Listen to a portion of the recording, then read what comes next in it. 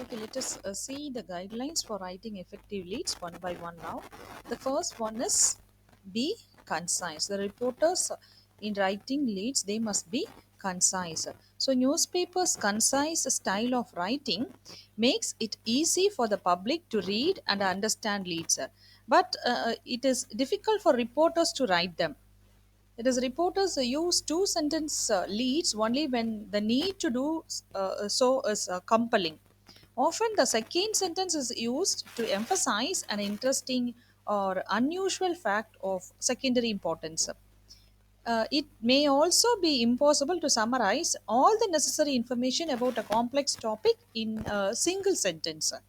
So reporters they often try to shorten leads by eliminating unnecessary background information like dates, names, locations, or even the description of routine procedures. So they try to eliminate these unnecessary informations.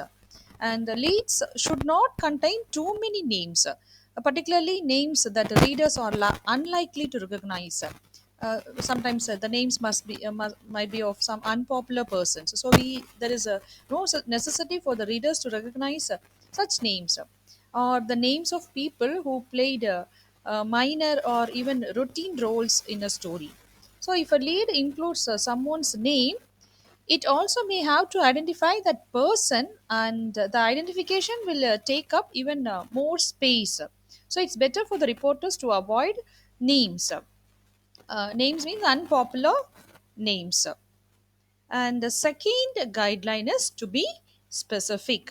This good leads contain interesting details and or so specific that readers can even visualize the events they describe. So they have to be that much specific in their writing. And some leads use burnout cliches. Cliches, I believe cliches like which we use in speech, last but not the least. So these are cliches. So burnout cliches they try to avoid because already it will cover space and it will might sound monotonous. So it is a lazy way of summarizing a story, and the reporters report the stories more immediate and concrete details.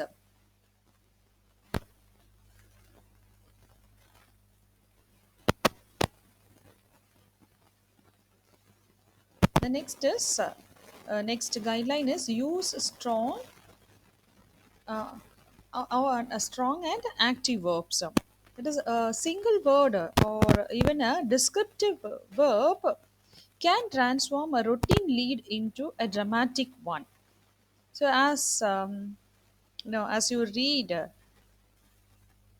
the sometimes when you read a story, when you read a news story, a single lead can be more effective.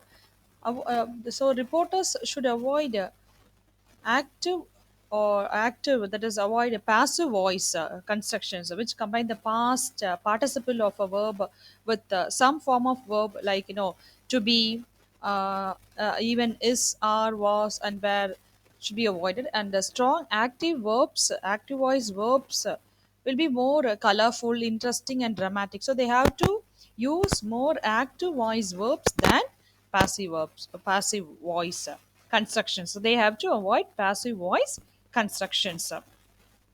And writers can easily they can convert passive voice to active voice simply by rearranging the words. So the sentence begins by reporting who did what to whom. So this should be the format: who did what to whom.